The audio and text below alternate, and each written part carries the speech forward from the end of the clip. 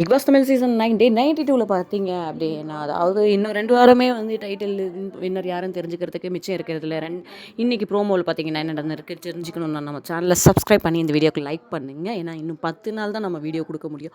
அது என்ன cash prize task தான் வந்திருக்கு. இது வந்து 2.0ன்றதுனால போன வாட்டி வந்து வெளில போய் அதை எடுத்துகிட்டு வரணும், இந்த வாட்டி புதுசாக வைக்கிறோம் அப்படின்னு சொல்லிட்டு கேஷ் ப்ரைஸ் பாக்ஸ் இருக்கும். ஆனால் அந்த கேஷ்லாம் பார்த்தீங்கன்னா ஒரு கார் நின்றுட்டுருக்கும். அந்த காருக்குள்ளே எங்கேனாலும் வச்சுருப்பாங்க. 3 lakhs first starts from 3 lakh. அதை வந்து இவங்க பஸ்ஸர் அடித்ததும் போய் எடுக்க ஆரம்பித்து கலெக்ட் பண்ணி பஸ்ஸர் அடிக்கிறதுக்குள்ளே வந்தால் தான் அந்த கேஷ் அவங்களுக்கு.